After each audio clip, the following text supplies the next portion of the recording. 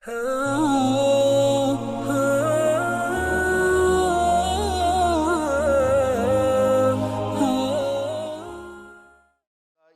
لمن لا امانۃ له ولا دین لمن لا عهد له او كما قال النبي صلی اللہ علیہ وسلم صدق اللہ ورسولہ النبی الکریم اللهم صل على محمد وعلى آل محمد كما صليت على إبراهيم وعلى آل إبراهيم إنك حميد مجيد اللهم بارك على محمد وعلى آل محمد كما باركت على إبراهيم وعلى آل إبراهيم إنك حميد مجيد سبحانك لا علم لنا إلا ما علمتنا إنك أنت العليم الحكيم رب اشرح لي صدري ويسر لي امري واحلل عقدة من لساني يفقهوا قولي۔ انتہائی واجب الاحترام دوستوں اور بزرگوں، ربیع الاول کا پہلا جمعہ ہے۔ آپ حضرات کے سامنے انشاءاللہ آئندہ جمعوں میں امام الانبیاء حضرت محمد الرسول اللہ صلی اللہ علیہ وسلم کی سیرت طیبہ کے حوالے سے ضروری معروضات آئیں گی۔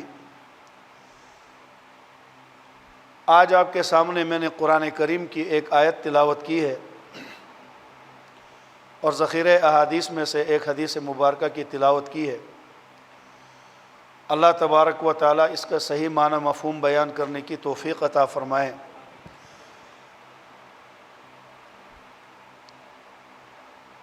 رسول اکرم صلی اللہ علیہ وسلم کی محنت کے نتیجے میں جو طبقہ تیار ہوا، اس طبقے کا نام حضرات صحابہ کرام ہیں۔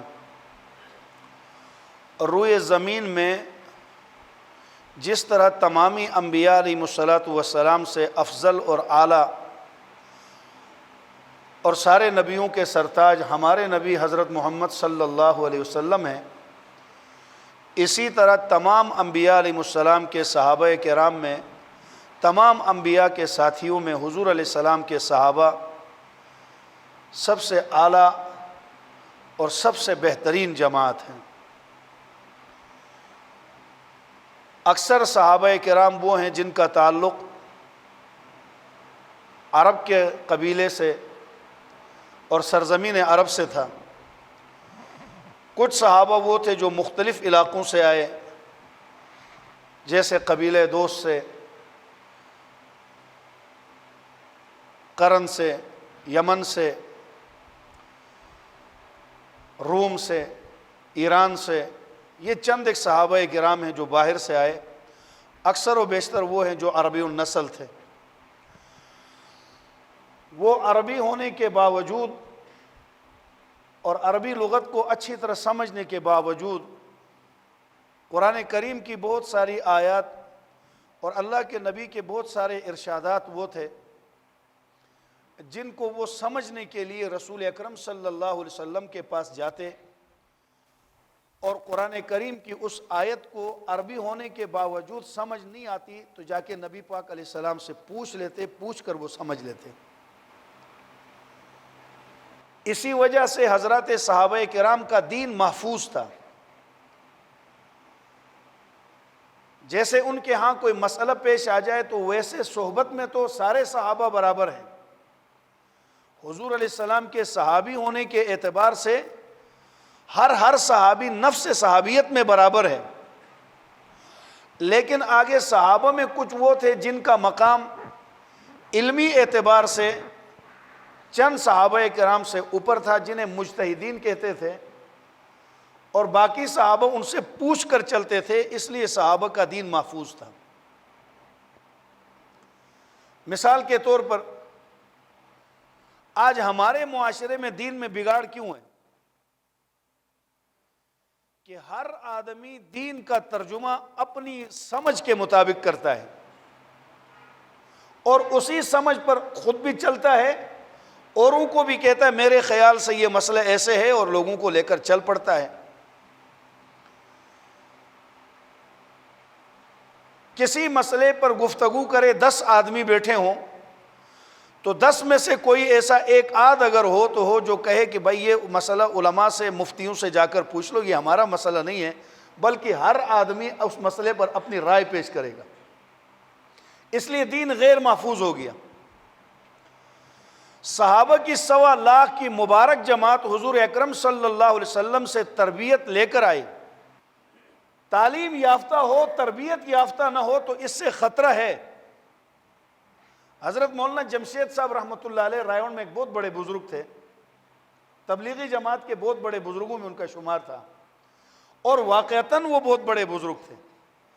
ایک آدمی کا بیٹا پیدا ہوا تو کہنے لگا حضرت میرے بیٹے کے لیے دعا فرمائیں، تو حضرت نے فرمایا اللہ آپ کے بیٹے کو نیک صالح بنا دے۔ اس نے کہا میں نے تو سوچا تھا حضرت آپ کہیں گے اللہ آپ کے بیٹے کو عالم بنا دے، تو حضرت نے فرمایا ہر عالم نیک صالح نہیں ہوتا، لیکن ہر صالح عالم ضرور ہوتا ہے۔ نیک ہونا، صالح ہونا یہ ضروری ہے۔ صحابہ کرام کی تربیت یافتہ جماعت، تعلیم بھی حضور سے سیکھی، تربیت بھی حضور سے سیکھی۔ اس تربیت یافتہ جماعت میں اگر صحبت کے اعتبار سے دیکھا جائے تو ہر ایک علم کا پہاڑ ہے ہمارے لیے۔ تو 119 صحابہ کرام مفتی تھے، 119 جو جن کا فتویٰ چلتا تھا۔ اس لیے صحابہ کا دین محفوظ تھا، جب کوئی مسئلہ ہوتا جا کے ان سے پوچھ لیتے۔ ہمارے ادھر کیا ہوا کہ ہر آدمی نے، اب ہم کل ایک جگہ بیٹھے تھے تو وہاں پہ ایک آدمی نے قرآن پاک کی ایک آیت پڑھ کے کہا اس آیت سے میں اس نتیجے پر پہنچا ہوں۔ میں نے کہا اس نتیجے پر آپ پہنچے، شریعت نہیں پہنچی، یہ آپ کی ذاتی رائے ہے، ورنہ آپ کے علاوہ خیر القرون سے لے کر اب تک امت کے کسی آدمی نے یہ ترجمہ، یہ معنی، یہ مسئلہ کیا ہو آپ بتا دیں۔ اس نتیجے پر آپ پہنچے جو آپ کا ناقص مطالعہ ہے۔ تو صحابہ کرام میں دین محفوظ تھا، ان کے اندر کچھ بتانے والے تھے، کچھ ان کر پوچھ کر چلنے والے تھے۔ تو جب یہ ترتیب پیارے نبی صلی اللہ علیہ وسلم کے صحابہ کرام کو اللہ نے اسی لیے معیار، اسی لیے امت کے لیے رہبر و رہنما بنایا کہ ان کے پیچھے چلو، ان کا ابھی ناکامی کی طرف جانے کا تصور ہی نہیں ہے۔ ان صحابہ کرام کو عربی آنے کے باوجود جب یہ آیت نازل ہوئی الذین آمنوا ولم یلبسوا ایمانہم بظلم اولئک لہم الامن وہم مہتدون، کہ وہ لوگ جو ایمان لائے اور پھر اپنے ایمان کے ساتھ انہوں نے ظلم کو نہیں ملایا، پھر انہوں نے ایمان کے ساتھ ظلم کو شامل نہیں کیا، یہی لوگ ایمان پر ہیں، یہی لوگ ہدایت پر ہیں، اور یہی لوگ محفوظ ہیں کہ ایمان کے ساتھ ظلم نہیں ملایا۔ حضرات صحابہ کرام نے رسول اکرم صلی اللہ علیہ وسلم سے عرض کیا اینا ولم نظلم یا رسول اللہ، اللہ کے نبی اگر ایمان کے بعد ظلم شامل نہ کرنا یہی ایمان ہے، یہی ہدایت ہے، تو ہم میں سے کون سا ایسا آدمی ہے جس نے ظلم نہ کیا ہو؟ ہم میں سے کوئی ایسا نہیں ہے جس نے ظلم نہ کیا ہو۔ کیوں؟ ظلم کی تعریف کیا ہے؟ ظلم کہتے کس کو ہیں؟ وضع الشیء فی غیر محلہ، ظلم کی تعریف یہ ہے کہ جو چیز جس کام کے لیے بنائی گئی ہو اس چیز کو وہاں پہ استعمال نہ کر کے دوسری جگہ استعمال کرو، یہ ظلم ہے۔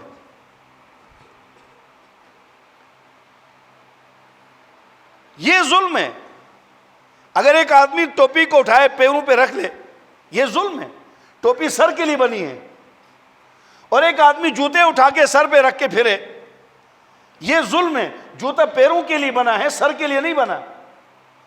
رضائی کو اٹھا کر تلائی بنا دے، تلائی کو اٹھا کر رضائی بنا دے، یہ ظلم ہے۔ اور پیارے نبی نے ارشاد فرمایا کسی نے چھری طلب کی، سکین، اس کا ایک حصہ وہ ہوتا ہے جس کو ہم کہتے ہیں پکڑنے والا دستہ، ایک آگے ہوتا ہے پھل کاٹنے والا۔ کسی نے دستہ اپنے ہاتھ میں رکھا اور کاٹنے والا حصہ اس کی طرف یوں کیا، یہ بھی ظلم ہے، مسلمان کی توہین ہے۔ کاٹنے والا حصہ اپنی طرف کر کے پکڑنے والا حصہ ان کی طرف کرے۔ کسی کی طرف گور گور کے مجلس میں دیکھا، اتنا گور کے دیکھا کہ میرے اور آپ کے بار بار گورنے سے وہ پریشان ہوتا ہے کہ یہ آدمی مجھے اس طرح دیکھتا کیوں ہے، جو اس مسلمان کو اتنا پریشانی میں ہم نے مبتلا کیا اتنی دیر تک، یہ ظلم ہے۔ تو ایسے ظلم تو سب سے ہوتے ہیں، ایسا ظلم تو سب سے ہوتا ہے۔ تو حضور اکرم صلی اللہ علیہ وسلم نے مسئلہ سمجھایا، یہاں ظلم کا یہ معنی نہیں جو آپ کر رہے ہیں۔ ظلم کلی ہے، اس کے آگے کئی افراد ہیں۔ یہ جتنی چیزیں ایک ایک جز بیان کی، یہ ساری جزیات اس کے ظلم کے افراد ہیں۔ لیکن ظلم کامل وہ ہے جسے شرک کہتے ہیں، جو ایمان کے مقابلے میں ہے۔ الذین آمنوا ولم یلبسوا بظلم ولم یلبسوا ایمانہم بظلم ای بشرک، ایمان کے ساتھ شرک کو نہ ملایا ہو۔ اور اس ظلم کے یہ کلی معنی جو ہے قرآن کریم نے خود کر دیا، وَإِذْ قَالَ لُقْمَانُ لِابْنِهِ وَهُوَ يَعِظُهُ يَا بُنَيَّ لَا تُشْرِكْ بِاللَّهِ إِنَّ الشِّرْكَ لَظُلْمٌ عَظِيمٌ، کہ اے میرے بیٹے اللہ کے ساتھ کسی کو شریک نہ ٹھہرانا، اللہ کی صفات میں کسی کو شریک نہ ٹھہرانا، اللہ کی ذات میں کسی کو شریک نہ ٹھہرانا، یہ ایمان ہے۔ اللہ جل شانہ کے اسماء میں کسی کو شریک نہ ٹھہرانا، اللہ کے اختیارات میں کسی کو شریک نہ ٹھہرانا، اللہ کے تصرفات میں کسی کو شریک نہ ٹھہرانا۔ یہ سارا عالم اللہ کے ارادے سے چل رہا ہے، جس دن فنا کا ارادہ کرے تو فنا ہو جائے گا۔ اس بات میں کسی کو شریک نہ ٹھہرانا، کیونکہ یہ شرک بہت بڑا ظلم ہے۔ تو اب ایمان کی تعریف کیا ہے؟ قرآن کریم کی اس آیت سے حضرات مفسرین کرام رحمہم اللہ نے ایمان کی تعریفات میں مختلف الفاظ کے ساتھ تعریف کی۔ یہ ایمان ہے، اگرچہ تعریفات میں الفاظ کی کم و بیشی ہے، لیکن معنی اور مفہوم سب کا ایک ہی ہے۔ چنانچہ علامہ سید محمود آلوسی رحمہ اللہ اپنی تفسیر روح المعانی کے اندر ایمان کی تعریف کرتے ہوئے فرماتے ہیں کہ ایمان ہے کیا چیز، کہ ایمان کس چیز کا نام ہے؟ تو حضرت نے فرمایا الایمان هو التصدیق، ایمان اس چیز کی تصدیق کرنے کا نام ہے کہ جو چیزیں قطعی طور پر رسول اکرم صلی اللہ علیہ وسلم سے ثابت ہوں، قطعی طور پر رسول اکرم صلی اللہ علیہ وسلم سے ثابت ہوں، تفصیل کے ساتھ ثابت ہوں، تو تفصیل کے ساتھ اسی تفصیل سے ایمان لانا، پھر اس تفصیل میں اپنی کمی کو اپنی طرف سے کم و کاست کی اجازت نہیں ہے۔ اور وہ چیزیں جو رسول اکرم صلی اللہ علیہ وسلم سے قطعی طور پر ثابت ہیں مگر اجمالی طور پر تفصیلات نہیں بتائی، ان پر اجمالی ایمان لانا یہ ذمہ داری ہے۔ اس اجمال کی تفصیل کی ضرورت ہمیں نہیں ہے۔ مثال کے طور پر الایمان هو التصدیق، ایمان اس تصدیق کا نام ہے جو اللہ کے نبی صلی اللہ علیہ وسلم سے یقینی طور پر تفصیل کے ساتھ ثابت ہیں۔ مثلا نماز، اب نماز میں اللہ کے نبی نے مثال کے طور پر ہمیں بتا دیا جمعے کی 2 رکعت فرض ہے، باقی سنتیں ہیں۔ فجر کی 2 رکعت فرض ہے، 2 سنت ہے۔ جس تفصیل کے ساتھ اللہ کے نبی نے نماز کو بیان فرمایا، اس میں نہ تو رکعات کے ہم بڑھانے کے پابند ہیں، نہ تو ان کے اندر ان تفصیلات کے گھٹانے کے ہم قائل ہیں۔ حج جس تفصیل کے ساتھ رسول اکرم صلی اللہ علیہ وسلم نے بیان فرمایا، قربانی ہے جس تفصیل کے ساتھ بیان فرمایا۔ اب ہم یہ نہیں کہہ سکتے جی اتنا پیسہ دے کر حج کرنے کی بجائے کسی بیوہ کو دے دیے جائے، یہ ہمیں ایمان کی تعریف نے بتا دیا، اس کی ہمیں اجازت نہیں ہے۔ اور میرے بیٹے کی شادی ہے، بیٹی کی شادی ہے، حج کرتا ہوں تو میرا پیسہ، شریعت اس کو آپ کو کمی بیشی کی اجازت نہیں دیتی. حج فرض ہے، بیٹی کی شادی پہ اتنا خرچہ کرنا فرض نہیں ہے. جو چیز یقینی طور پر رسول اکرم صلی اللہ علیہ وسلم سے جس تفصیل کے ساتھ آئی ہے، اسی تفصیل کے ساتھ اس کو ماننا، اسی تفصیل کے ساتھ اسی پر عمل کرنا، اس کو ماننے کا نام ایمان ہے. جاننے کا نہیں کہہ رہا ہوں، میں عرض کر رہا ہوں کس چیز کا نام ماننے کا. بولے کس چیز کا؟ جاننے کا نہیں. جانتے تو وہ بھی تھے الذین یعرفونہ کما یعرفون ابناءہم، یہ اضطراری جاننا تھا، یہ ان کے اختیاری جاننے کے معنی میں نہیں تھا. وہ جانتے تو تھے رسول اکرم صلی اللہ علیہ وسلم کو، مانتے نہیں تھے. اسی تفصیل کے ساتھ جس تفصیل سے احکام اللہ کے نبی سے آئے، روزہ تفصیل کے ساتھ آیا ہے، زکوٰۃ تفصیل کے ساتھ آئی ہے. اب زکوٰۃ میں ہماری ترتیبات نہیں چلیں گی. کہاں پہ زکوٰۃ دینا ہے، زکوٰۃ کا معنی کیا ہے، یہ سب ہمیں سمجھا دیا ہے. اور آرام کے ساتھ لگا دیتے ہیں. اور جی فلاں جگہ میں ایک رفاع عامہ کا کنواں نکال رہے تھے، لوگوں کے لیے نفع ہوگا، میں نے بھی زکوٰۃ کا 10,000 روپے دے دیا. تیری زکوٰۃ تو ادا نہیں ہوئی. روڈ پہ لگا دیا، غریبوں کا راستہ ٹھیک ہو جائے گا، تیری زکوٰۃ تو ادا نہیں ہوئی. یہ زکوٰۃ کی تعبیر اور تفسیر آپ کو کس نے بتائی ہے؟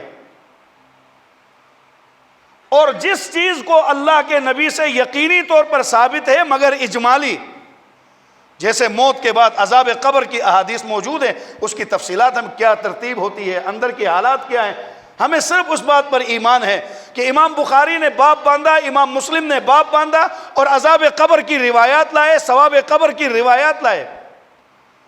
اب اندر کی تفصیلات ہمیں نہیں بتائی کہ یوں مارتے ہیں، بٹھا کے مارتے ہیں، لٹا کے مارتے ہیں، جنت کی کھڑکی یوں کو، ہمیں صرف بتا دیا یہاں ثواب بھی ہے، یہاں عذاب بھی. اب اجمالی طور پر اس پر ایمان لانا ضروری ہے کہ جو ہماری سمجھ میں نہ آئے. اسی لیے تو علامہ انور شاہ صاحب رحمہ اللہ نے ایمان کی جو تعریف کی، اس پر انہوں نے ایک جملہ لکھا کہ جو رسول اکرم صلی اللہ علیہ وسلم سے ہمیں ملا، اس پر ہم نے ایمان عقلی دلیل کے زور پر نہیں بلکہ علی اعتماد النبی صلی اللہ علیہ وسلم. شاہ صاحب فرماتے ہیں نبی کی بات کو نبی کے اعتماد پر ہم نے مانا ہے. ہم نے دیکھا کچھ نہیں ہے، ہمیں بتا دیا یہاں ایسا ہوتا ہے، ہم نے دیکھا نہیں ہے. ہمیں بتا دیا موت کے وقت فرشتے آتے ہیں، ان الذین توفاہم الملائکۃ ظالمی انفسہم قالوا فیم کنتم قالوا کنا مستضعفین فی الارض. یہ مرنے والے کے درمیان اور اس روح نکالنے والے فرشتے کے درمیان کا مکالمہ نقل کیا. ہمیں اس کی تفصیلات نہیں بتائی، نہ ہمیں دکھایا، نہ ہمیں کچھ، لیکن ہم نے اللہ کے نبی کے اعتماد پر کہ پیارے پیغمبر پر وحی آئی ہے، ہمارے نبی نے بتا دیا ہے، ہمیں اعتماد قول نبی ہے، پیارے نبی کے فرمان پر اعتماد کر کے ہم نے اگر عقلی یہاں پر اپنی عقل کو آدمی دوڑائے، یہاں پر اپنی عقل کو دوڑائے، مثلا اللہ کے نبی نے ایک چیز کی خبر دے دی، وہ کہے جی میری سمجھ میں نہیں آتا، تو مطلب آپ کو پیغمبر کے فرمان پر اعتماد نہیں ہے. کچھ جگہ تو وہ ہوتی ہیں جہاں سمجھنے کی ضرورت نہیں ہوتی، بڑے سمجھ والے کی ماننی پڑتی ہے. بچے کوئی کام کرتے ہیں تو باپ روکتا ہے، تو بچے کو تو سمجھ نہیں آتی کچھ بھی کیوں روکتا ہے. نالی سے بھی گندگی اٹھا کے بچہ جب چلتا ہے نا، مٹی بھی کھا لیتا ہے، کیچڑ میں بھی ہاتھ ڈالتا ہے، ماں اور باپ اٹھا دیتے ہیں. ان کا اٹھانا اسے سمجھ میں نہیں آتا. اب کہے جی میری سمجھ سے بالاتر ہے کہ میرا باپ مجھے اس کام سے کیوں روکتا ہے. آپ کی سمجھ سے اس لیے بالاتر ہے کہ آپ کی اتنی سمجھ ہے. جو کہتے ہیں نا نبی نے یہ بات تو فرما دی مگر سمجھ میں نہیں آتی، تو میں کہتا ہوں تیری سمجھ ہے کتنی جو تو اس سمجھ والے کی بات کو سمجھے گا. یہاں ماننے کا نام ہے، یہاں ماننے کا نام ہے. اور جی قبر اتنی پھیلتی ہے، اجمالی ہمیں حکم دیا، اور کھول کے دیکھو تو اندر پھیلی ہوئی نہیں ہے. یار پھیلی تو نہیں ہے، پیغمبر فرماتے ہیں پھر سمجھ میں نہیں آتی. اور تیری سمجھ میں نہیں آتی، وہ بڑی سمجھ والے کی سمجھ کو مان لے. جس کو اللہ تعالیٰ نے ساری کائنات کو ایک حصہ دے کر 99 حصے جس کو سمجھ عطا فرمائی ہے، اس کی بات ہماری سمجھ میں آئے کدھر؟ ہمیں تو مناطق اور فلسفہ کی باتیں سمجھ میں نہیں آتی ہیں، ہم سے تھوڑی سی عقل میں زیادہ ہیں وہ۔ تو ایمان ایک تفصیل کے ساتھ، جو چیزیں پیارے نبی ہمیں تفصیل سے دے کر گئے اسی تفصیل سے ایمان لانا، جو اجمالی طور پر دے کر گئے بس اتنے پر ایمان لانا، اتنے پر ایمان لانا۔ اور اس کے ساتھ یہ ایمان جو ہمیں رسول اکرم صلی اللہ علیہ وسلم نے جو بات بتائی، مولانا علامہ انور شاہ صاحب کشمیری رحمۃ اللہ علیہ فرماتے ہیں کہ وہ نبی پاک صلی اللہ علیہ وسلم کے قول پر اعتماد کرتے ہوئے، اور امام غزالی رحمہ اللہ نے ایمان کی تعریف کیا کی، ایمان کیا چیز ہے؟ تو امام غزالی فرماتے ہیں التصدیق بجمیع ما جاء به النبی صلی اللہ علیہ وسلم، ان تمام چیزوں کی دل سے تصدیق کر دینا جو اللہ کے نبی لے کر آئے، اس پہ قلم لے کر جرا نہ کرنا، اس پہ بیٹھ کے بحث نہ کرنا کہ جی یہ بات تو ہے مگر یہ ہمارے سمجھ میں نہیں آتی ہے، ہمیں تصدیق کا حکم ملا ہے۔ ہم سے مشورہ مانگا کس نے؟ ہم سے مشورہ نہیں مانگا ہے، ہمیں یہ نہیں کہا کہ پیارے پیغمبر جو لے کر آئے اس کی تحقیق کرنے کا نام ایمان ہے، اس کی تصدیق کرنے کا نام ایمان۔ اور والکفر تکذیب النبی صلی اللہ علیہ وسلم فی شیء، امام غزالی کی اس تعریف سے ایک بات سامنے آئی، ایمان کے لیے انہوں نے کیا کہا کہ ما جاء بہ النبی صلی اللہ علیہ وسلم، مسلمان تب بنو گے جب جو کچھ نبی لے کر آئے اس کی تصدیق کرنا، اور کافر بننے کے لیے جو کچھ نبی پاک لے کر آیا ہے ہر چیز کا انکار کرنا ضروری نہیں ہے، کافر بننے کے لیے ایک چیز کا انکار کرنا بھی کافی، مومن بننے کے لیے ہر چیز کی تصدیق ہوگی، لیکن بے ایمان ہونے کے لیے ایک کا بھی انکار کر دو۔ مثلا میں اللہ کی کتابوں کو، ایک آدمی کہتا ہے کتابوں کو بھی مانتا ہوں، آمنت باللہ، اللہ پر بھی ایمان، اس کے فرشتوں پر بھی ایمان، قیامت کے دن پر بھی ایمان، قدر خیر اور شر پہ بھی ایمان، موت کے بعد اٹھائے جانے پر بھی ایمان، لیکن میں رسول صرف اپنے نبی حضرت محمد صلی اللہ علیہ وسلم کو مانتا اور کسی کو نہیں مانتا ہوں، سب کچھ مان کر اپنے نبی کو آخری نبی مان کر بھی یہ شخص کافر ہے کیونکہ باقی نبیوں کی تکذیب کی ہے۔ کافر ہونے کے لیے ایک چیز کا انکار کافی ہے۔ اس کی آسان مثال ہے، صاف ستھرا ہونے کے لیے ہر داغ سے بچنا ضروری ہے۔ آدمی کہے کہ یہ صاف ستھرا ہے، اور گندا ہونے کے لیے ایک داغ بھی کافی ہے سفید کپڑے پر، کہیں گے کپڑا گندا ہو گیا۔ کفر گندگی کا نام ہے اور اسلام پاکیزگی کا نام ہے۔ اب بیمار ہونے کے لیے ہر بیماری لگنا ضروری نہیں ہے، ایک بیماری بھی لگ جائے تو آدمی کہتا ہے یہ بیمار ہے۔ اب بیماری کیا ہے؟ کہتا ہے سر میں درد ہے، بس ایک سر میں درد ہوا کہ اس کا نام بیمار پڑ گیا، ایک پیٹ میں درد ہو گیا اس کا نام بیمار پڑ گیا۔ لیکن صحت مند ہونے کے لیے ایک صحت کی چیز ہونا ضروری نہیں، چلو جی سر میں درد تو ہے لیکن پیٹ ٹھیک ہے اس لیے میں صحت مند ہوں، نہیں بھائی آپ بیمار ہیں۔ اور چلو جی مجھے صرف شوگر ہی ہے نا، کینسر تو نہیں ہے، میں صحت نہیں، آپ بیمار ہیں۔ بیمار ہونے کے لیے ایک بیماری کافی ہے، صحت مند ہونے کے لیے ہر بیماری سے پاک ہونا ضروری ہے۔ اسلام صحت مند ہے اور کفر بیماری ہے، کفر بیماری ہے۔ اس لیے مولانا امام غزالی رحمہ اللہ فرماتے ہیں کہ ایمان نام ہے جو کچھ نبی پاک صلی اللہ علیہ وسلم لے کر آیا ہے اس کی تصدیق کرنا، نہ کہ تحقیق کرنا، اور جو کچھ نبی پاک لے کر آیا ہے ان میں سے ایک چیز کا، فی شیئن، کسی ایک چیز کا بھی انکار کرے تو آدمی ایمان سے نکل جاتا ہے۔ تو حضرات صحابہ کرام کو یہ غم پڑ گیا کہ پیارے نبی نے فرمایا، آیت سنائی، الذین آمنوا ولم یلبسوا ایمانہم بظلم، جس نے اپنے ایمان کے ساتھ ظلم ملایا وہ ایمان والا نہیں ہو سکتا۔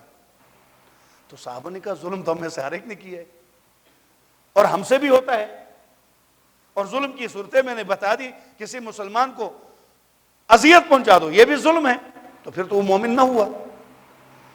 راستے میں کانٹے بچھا دو یہ بھی ظلم ہے، ساتھ میں پڑوسی میں ہمسائیگی میں سویا ہوا ہے اور بیمار ہے اور ہم زور سے ادھر گانے بجا رہے ہیں شور شرابہ کر رہے ہیں، اس کو اذیت پہنچا رہے ہیں، یہ ظلم ہے، پھر تو ساتھ صرف ہم ظالم نہیں ہوئے، ہم تو آیت کی روح سے بے ایمان ہو گئے۔ تو فرمایا نہیں، یہاں ظلم سے مراد شرک ہے، کہ جس نے اپنے ایمان کے ساتھ شرک کو نہیں ملایا، جس نے اپنے اللہ جل شانہ کی ذات میں کسی کو شریک نہیں ٹھہرایا، اللہ کی صفات میں شریک نہیں ٹھہرایا، کہ اللہ جل شانہ جس طرح اپنی صفات میں ذات میں تنہا ہے، کوئی اس کی ذات کا شریک نہیں ہو سکتا، اسی طرح اللہ کی صفات میں بھی کوئی شریک نہیں ہو سکتا،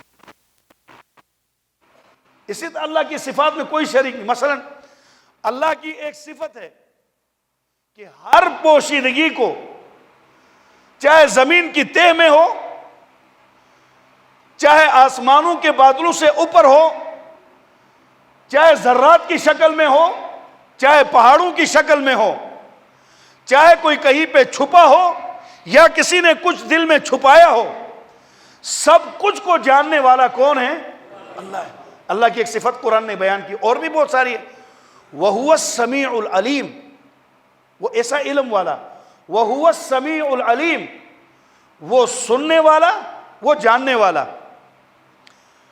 دیکھیں میں اس وقت بول رہا ہوں، آپ حضرات سن رہے ہیں، لیکن آپ نہیں بولتے ہیں، مجھے پتہ نہیں آپ دل میں کیا سوچ رہے ہیں۔ میں تو جو کہہ رہا ہوں، جو بات آ رہی وہ سنا رہا ہوں، آپ سن رہے ہیں، پر آپ اس وقت کیا سوچتے ہیں مجھے نہیں پتا۔ سبحان اللہ، معلوم ہو گیا ہمارا سننا بھی ناقص، ہمارا جاننا بھی ناقص۔ اور اللہ کی صفت کیا ہے؟ وَهُوَ السَّمِيعُ الْعَلِيمُ، وہ سننے والا، جاننے والا۔ کیا مطلب؟ وَهُوَ السَّمِيعُ الْعَلِيمُ، وہ ذات ہے کہ جب تم بولو تو وہ سنتا ہے، نہ بولو تو جانتا ہے کہ دل میں چھپا کے کیا رکھا ہوا ہے۔ زبان سے نکلی ہوئی باتوں کو وہ سنتا ہے۔ اسی لیے تو قرآن کریم نے بیان فرمایا کہ جب جنتی جنت میں جائیں گے، چونکہ دنیا نام ہے دکھ اور سکھ کا، یہاں دکھ بھی آئے گا، یہاں سکھ بھی آئے گا، یہاں دکھ بھی ہے، یہاں سکھ بھی ہے۔ یہ نہیں ہو سکتا کہ دکھ ہی دکھ ہو، دکھ ہی نہ۔ اسی لیے تو سلطان محمود رحمۃ اللہ علیہ نے اپنے رفقا سے، وزیروں سے، سب کو جمع کر کے کہا یار بعض اوقات ضرورت سے زیادہ ہی ہم خوش ہوتے ہیں اور آخرت کو بھول جاتے ہیں، اور بعض اوقات دنیا کے حالات سے ایسے ہم غمگین ہو جاتے ہیں، ہم کہتے ہیں جیسے زندگی میں کبھی سکھ آیا ہی نہیں ہے۔ آپ مہربانی کر کے مجھے یہ انگوٹھی ہے، اس انگوٹھی پہ کوئی ایسا جملہ لکھ دو، آدمی انگوٹھی پہنتا ہے نا، اس انگوٹھی پہ کوئی ایسا جملہ لکھ دو کہ اس کو میں خوشی کی حالت میں دیکھوں تو غمگین ہو جاؤں، اور غم کی حالت میں دیکھوں تو وہ جملہ مجھے خوش کر دے۔ اب ایسی عبارت کہاں سے لائے؟ سب خاموش ہو گئے، تو آپ کا جو غلام تھا ایاز، اس نے کہا میں لکھ لیتا ہوں، ایسا ایک جملہ لکھوں گا جس دن بہت خوش ہوئے تو اس کو پڑھنا غمگین ہو جاؤ گے، جب بہت غمگین ہو جاؤ گے تو پڑھنا خوشحال ہو جاؤ گے۔ غلام کو کہا لکھ لو، اس نے لکھا یہ وقت بھی گزر جائے گا۔ غلام نے کیا لکھا؟ یہ وقت بھی گزر جائے گا۔ اب جو سلطان محمود غزنوی رحمہ اللہ کسی دن بہت خوش ہوتے اور دنیا میں مگن ہوتے تو اس کو دیکھ کر کہتے یہ وقت بھی گزر جائے گا، یہ خوشی پھر رہے گی نہیں، تو پھر وہ فوراً متوجہ ہو جاتے تھے دوسری طرف۔ اور جس دن بہت غمگین ہو جائیں تو اس کے اوپر لکھا ہوتا تھا یہ وقت بھی گزر جائے گا، غم ساتھ رہنے والا نہیں ہے، پھر وہ خوش ہو جاتے تھے یہ وقت بھی گزر جائے گا۔ تو دنیا نام ہے غم اور سکھ اور دکھ کا، یہاں کبھی دکھ ہوگا، کبھی سکھ ہوگا، کبھی بیماری ہے، کبھی سے۔ جہنم نام ہے دکھ ہی دکھ، دکھ ہی دکھ، دکھ ہی دکھ کا، سکھ کا نام و نشان نہیں۔ اور جنت نام ہے سکھ ہی سکھ، سکھ ہی سکھ، سکھ ہی سکھ، وہاں دکھ کا نام و نشان نہیں۔ اسی لیے جنتیوں کے لیے کیا فرمایا اللہ نے؟ وَلَكُمْ فِيهَا مَا تَشْتَهِي أَنفُسُكُمْ، چونکہ دنیا تو دکھ اور سکھ کا نام ہے، اس لیے دل میں خیال پیدا ہوتے ہی ہر خواہش پوری نہیں ہوگی۔ یہاں ہمیں مانگنا پڑے گا، جس میں خیر ہوئی مل جائے گا، نہیں ہوئی تو محفوظ کر لیا جائے گا۔ لیکن جنت میں ایسا نہیں ہوگا۔ دنیا میں ایمان ہے، خیر بھی ہے، تکلیف بھی ہے، اور جنت میں ہمارا ایمان ہے کہ سکھ ہی سکھ ہے. اسی لیے جنتیوں کے لیے اللہ نے کیا فرمایا کہ جنت میں تمہاری خواہشات پوری ہوں گی. خواہش کس چیز کا نام ہے؟ جو زبان پہ نہ ہو دل پہ ہو. ابھی دیکھو میں زبان سے کہہ دوں نا چل بھائی ایک گلاس پانی لیا, منہ سے سن لیا چلا گیا, لیکن اگر یہ پانی کی بات میں دل میں رکھوں تو اس مجمع میں تو کیا کوئی دنیا میں مجھے پانی نہیں پلا سکتا, کیونکہ وہ دل میں ہی وہ خواہش دفن ہے. جنتیوں کے لیے اللہ نے کیا فرمایا؟ وَلَكُمْ فِيهَا مَا تَشْتَهِي أَنفُسُكُمْ وَلَكُمْ فِيهَا مَا تَدَّعُونَ. جنت میں جو منہ سے مانگو گے وہ بھی ملے گا, جس کا دل میں خیال کرو گے وہ بھی ملے گا. وَلَكُمْ فِيهَا مَا تَشْتَهِي أَنفُسُكُمْ. جو دل میں اشتہا پیدا ہو جائے وہ بھی پوری کر دی جائے گی. تو میں نے آپ سے عرض کیا کہ ایمان نام ہے کہ جو کچھ رسول پاک علیہ السلام لے کر آئے ہیں, جو یقینی طور پر آپ سے ثابت ہیں تفصیل کے ساتھ, اس کو تفصیل سے ماننے کا نام ایمان ہے. نہ ہم اس میں کمی کر سکتے ہیں نہ زیادتی. اور جو اجمالی طور پر لے کر آئے کہ بس صرف اس پر ایمان لانا ہے, بس صرف اس پر ایمان لانا ہے, تو ہم اس پر ایمان لائیں گے, اس کی تفصیلات پر ہم نہیں جائیں گے. متشابہات جتنے بھی ہیں ان پر ہم نے ایمان لانا. اب آگے اس اعتبار سے علماء نے ایمان کی اقسام بھی لکھی, کسی وقت انشاءاللہ عرض کروں گا, صرف اس کے زبانی عنوان یاد رکھ لے.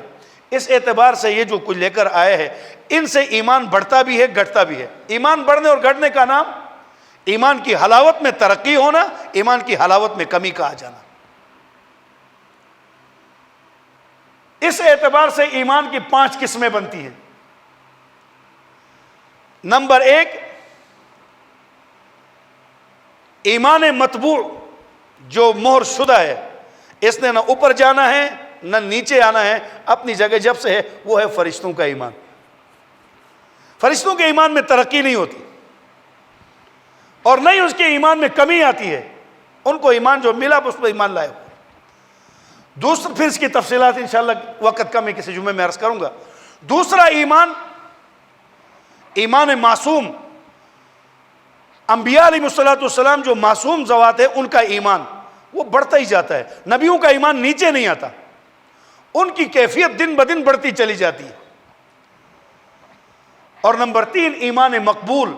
جو ایمان قبول ہے وہ ہے عام مومنین کا, کہ ہمارا ایمانی سطح کبھی نیچے ہوتی ہے کبھی اوپر. خیر کی مجالس میں بیٹھتے ہیں تو حضرت حنظلہ نے کیا کہا رضی اللہ عنہ, یا رسول اللہ آپ کی مجلس میں آتے ہیں جو کیفیت ہوتی ہے, گھروں میں جاتے ہیں وہ کیفیت نہیں ہوتی. گھروں میں جاتے ہیں تو وہ کیفیت یقیناً گھر بار کے ساتھ سامان میں لگ کر کیفیت میں کمی آتی ہے. نفس ایمان نہ تو بڑھتا ہے نہ گھٹتا ہے, اس کی کیفیت میں ترقی اعمال کے اعتبار سے. اور چوتھا ایمان ہے ایمان مردود, منافقین کا ایمان. جو وہ ایمان لائیں وہ اللہ کے ہاں قبول ہی نہیں ہے. ادھر آ کے قالوا انا معکم, ایمان والوں کے پاس آ کر کہتے ہیں ہم آپ کے ہیں, اور اپنے بے ایمانوں کے پاس جا کر کہتے ہیں انما نحن مستہزئون, ان کو ہم ویسے خوش کرا رہے ہیں تو ہم آپ کے. یہ ایمان مردود ہے. اور 5واں ایمان ہے ایمان موقوف. یہ اہل بدعت کا, اہل زیغ کا, اہل بطلان کا, بے ایمانوں کا, یعنی ایمان موقوف ہے. کیا پتہ موت سے پہلے وہ ایمان لے آئے. اہل بدعت موت سے پہلے توبہ کر لے. اہل شرک اپنے شرک سے پہلے موت سے پہلے شرک سے توبہ کر لے, کفر سے توبہ کر لے. تو یہ بات موقوف ہے کہ ہو سکتا ہے وہ توبہ کر سکے, اس لیے یہ ہے ایمان موقوف. تو اللہ تبارک و تعالیٰ مجھے آپ کو اپنی ذات اور پیارے رسول صلی اللہ علیہ وسلم کی طرف سے جو خبریں آئی ہیں اور جس ترتیب اور جس لحاظ سے آئی ہے اسی ترتیب و لحاظ سے ماننے کی اور اس پر چلنے کی اللہ توفیق عطا فرمائے. وآخر دعوانا الحمدللہ. اگر ہماری ویڈیو پسند آئی ہے تو اسے لائک کریں, کمنٹ کریں اور دوستوں کے ساتھ شیئر کریں. اور اگر ہمارا چینل ابھی تک سبسکرائب نہیں کیا تو اسے سبسکرائب کر دیں اور بیل آئیکن کو پریس کر دیں تاکہ ہر آنے والی ویڈیو آپ کو مل سکے. جزاک اللہ.